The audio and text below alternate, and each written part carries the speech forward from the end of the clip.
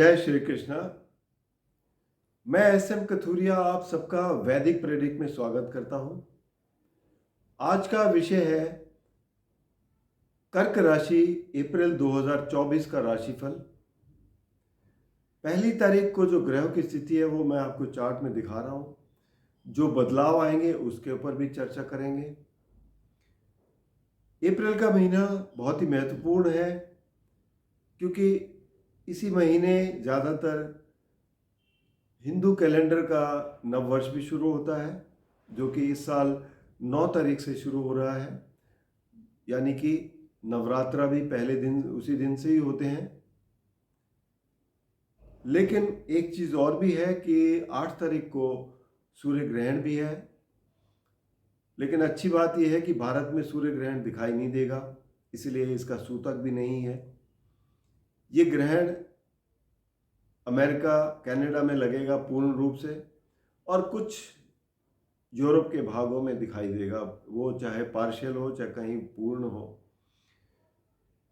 बाकी इस महीने 23 तारीख को हनुमान जयंती भी है, तो ये भी एक बहुत अच्छा दिन गिना जाता है।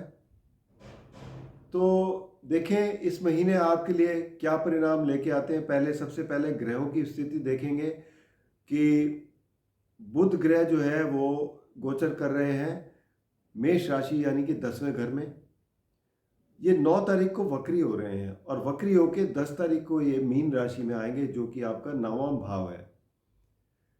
इसके बाद सूर्य राशि परिवर्तन करेंगे 14 तारीख को, और ये मीन राशि से मेष राशि में आएंगे, जो कि इनकी ऊंच की राशि है। इससे पहले सूर्य 8 तारीख को ग्रहण में भी शामिल होंगे चंद्र के साथ। उसके बाद 23 तारीख को मंगल का राशि परिवर्तन होगा। ये भी जो है आएंगे मीन राशि में, क्योंकि 8वें घर में गोचर कर रहे हैं। 24 तारीख को शुक्र 9वें भाव में गोचर कर रहे हैं, ये चलकर आएंगे मेष राशि में। लेकिन 26 तारीख को आते ही 26 तारीख से अस्त भी हो जाएंगे। तो अस्त होने का मतलब ये होता है कि कोई शुभ कार्य नहीं होते। इसके बाद वैसे तो देखा जाए शनिदेव 5 अप्रैल को नक्षत्र बदल रहे हैं। हालांकि राशि तो वही रहेगी, लेकिन नक्षत्र बदल रहे हैं, और ये आ रहे हैं पूर्व भाद्रपद नक्षत्र, जो कि गुरु का है। अब गुरु के नक्षत्र में आने से ये होता है कि अगर आप मॉरली करेक्ट हैं, आप बिल्कुल सही तरीके से काम करने वाले हैं, तो यहाँ पर आपको कोई परेशानी नहीं होगी, बल्कि आपके कार्य सिद्ध होंगे। लेकिन अगर आप कोई भी ऐसा काम करते हैं जिस आप मॉरली करेक्ट नहीं हैं, तो शनि देव यहाँ पर आपको काफ़ी दंडित कर सकते हैं। इन बातों का ज़रूर आप ध्यान रखिए। और वैसे देखा जाए तो 23 तारीख तक मंगल और शनि 8वें घर में बैठे हैं, तो 8वें घर में दोनों की युति उतनी अच्छी नहीं कही जाएगी। थोड़ा सा आपको परेशानी हो सकती है कहीं ना कहीं। दोनों की युति से एक तो वाहन चलाते हैं, उसका भी आपको ध्यान रखना है, वाद विवाद से बचना है, कोई किसी से भी लड़ाई झगड़ा नहीं करना, इस बात का ध्यान रखें। अपनी सेहत का भी ध्यान रखें। तो अब अप्रैल के महीने में किस तरीके के रिजल्ट आएंगे टोटल, तो ये बात करते हैं। इससे पहले कि अगर आपसे रिक्वेस्ट है कि अगर आपने चैनल को सब्सक्राइब नहीं किया तो सब्सक्राइब करके बेल आइकन ज़रूर दबा दें, ताकि आने वाली वीडियो की नोटिफिकेशन मिल जाए। और अगर आपको वीडियो पसंद आए तो आप इसे लाइक करें, शेयर करें, ताकि दूसरे भी इसका लाभ उठा सकें। साथ ही मैं एक चीज़ और कहूँगा कि आप कमेंट बॉक्स में कमेंट दीजिए, और अगर आपको कोई प्रश्न पूछना है तो प्रश्न लिख के उसमें कमेंट बॉक्स में डालिए, मैं उसका उत्तर दूंगा आपको। उसके अलावा शुरू करते हैं। अब पूरे महीने का आपका कैसे रहेगा। आपके राशि स्वामी है चंद्र। चंद्र का गोचर शुरू हो रहा है धनु राशि यानी कि छठे घर से। और छठा घर क्योंकि हालांकि मित्र राशि है, तो यहाँ पर सामान्य सी पोजीशन है। चंद्र का गोचर 2.25 दिन के लिए होता है, कोई परेशानी की बात नहीं है। और ये आपके छठे घर में बैठे हैं, ठीक है। उसके बाद ये सप्तम में जाएंगे, जहाँ भी जाएंगे आपके लिए अच्छे रिजल्ट लेके आते हैं, सिवाय ये अष्टम और द्वादश भाव के। या फिर जब कभी ये राहु की युति में होंगे या केतु की युति में होंगे, वहाँ थोड़ी सी नेगेटिविटी आती है। जैसे कि 8 तारीख को ग्रहण में भी शामिल होंगे, तो वहाँ पर थोड़ा सा कहीं मानसिक तनाव आ सकता है। इस बात को आपको ध्यान रख के चलिए। वैसे आप बहुत ही इमोशनल होते हैं और आप बहुत ही परिवार से जुड़े हुए लोग हैं, तो आपको इन बातों का परिवार के सदस्यों के साथ बड़ी सहानुभूति रहती है। उनके लिए आप काफ़ी प्रेरित रहते हैं कुछ भी करने के लिए। तो आपके लिए अपॉर्चुनिटीज़ तो वैसे देखा जाए तो काफ़ी अच्छी आने वाली हैं। आगे जो समय है बहुत अच्छा आने वाला है आपके लिए। अब इसके बाद बात करेंगे धन भाव की। धन भाव के स्वामी हैं सूर्य, और सूर्य नवम भाव में बैठे हैं, राहु के साथ युति बनाएंगे। तो थोड़ा 8 तारीख तक पोजीशन उतनी अच्छी नहीं है। उसके बाद 8 तारीख के बाद जब ये ग्रहण से निकलेंगे तो ये अपनी ऊंच की राशि की तरफ जाएंगे, तो उसके बाद पोजीशन आपके लिए बहुत अच्छी हो जाएगी। 14 तारीख को ये कार्य क्षेत्र में आएंगे, और कार्य क्षेत्र में आकर आपको ये दिग्बली भी हो जाते हैं, कार्य क्षेत्र में आपको लाभ देंगे। तब आपको धन का भी लाभ होगा। तब तक थोड़ा सा हो सकता है आपको परेशानियां आ सकती हैं, धन के मामले में खर्चे अधिक बढ़ सकते हैं। तीसरा घर पराक्रम का स्थान है, और यहाँ के मालिक हैं बुध। बुध जैसे मैंने कहा कि 9 तारीख तक तो अच्छी स्थिति में बैठे हैं, मेष राशि में बैठे हैं। उसके बाद 9 तारीख को ये वक्री होंगे, और 10 तारीख को ये नवम भाव में आएंगे। लेकिन एक चीज़ और है कि जब बुध वक्री होते हैं तो आपके फैसलों पर बहुत प्रभाव डालते हैं। जैसे कि आप जो कुछ करने की सोच रहे हैं, और वक्री होते ही बुध की ऐसी प्रवृत्ति है कि आप उन कहेंगे नहीं नहीं वो ठीक नहीं था, आगे ये बदलाव ठीक है। तो एक बार फिर से सोच समझ कर लें।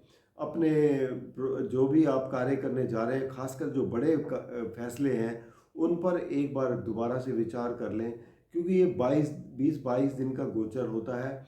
इसमें अगर गलत कदम उठा लिया तो आपको नुकसान बड़े हो सकते हैं। तो इस बात को ज़रा थोड़ा ध्यान रख के चलिए।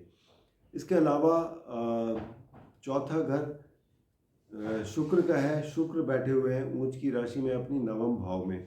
तो शुक्र अच्छे हैं वैसे तो, लेकिन 8 तारीख को ये भी ग्रहण में शामिल हो रहे हैं, और 26 तारीख को अस्त हो रहे हैं। तो इन डेट्स को आपको थोड़ा ज़्यादा ध्यान रखना है। जो आपके प्रॉपर्टी के मामले हैं, वाहन के मामले में, तो उसमें थोड़ा सा आप ध्यान रख के चलिए। पंचम भाव के स्वामी मंगल हैं। मंगल 8वें घर में बैठे हैं। तो आप अगर कोई मंत्र साधना कर रहे हैं या कोई ऐसा काम कर रहे हैं, रिसर्च से जुड़ा हुआ कर रहे हैं, तो उसमें तो आपको सफलता मिलेगी।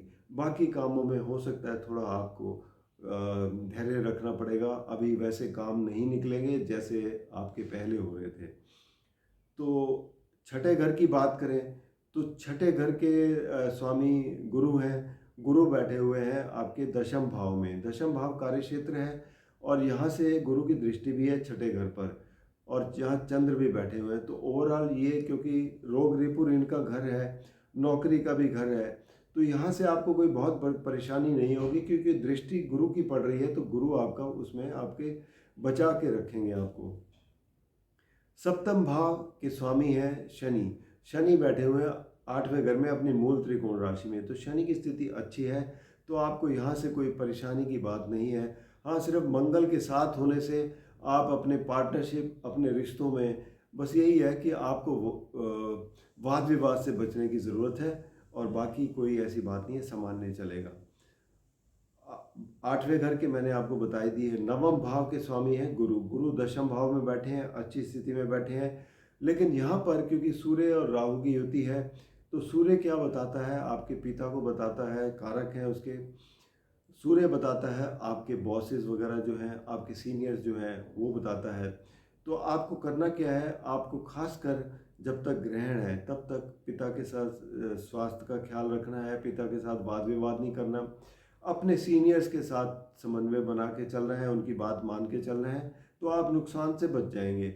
ये स्थिति है। तो ओवरऑल बाकी आपके लिए ठीक ठाक है। कार्य क्षेत्र में भी क्योंकि गुरु बैठे हुए हैं, उसके बाद सूर्य भी आ जाएंगे, तो यहाँ पर आपको बहुत बड़े लाभ मिलते हुए नजर आ रहे हैं। एकादश भाव जो है कि स्वामी है शुक्र। शुक्र की स्थिति 26 तारीख तक तो अच्छी है, लेकिन 26 के बाद जब ये अस्त हो जाएंगे तब थोड़ा सा परेशानी आ सकती है। खैर लेकिन तब तक तो आपको काफ़ी अच्छा फ़ायदा मिल जाएगा। तो ये था गोचर के रिज़ल्ट जो है इसके कर्क राशि के लिए।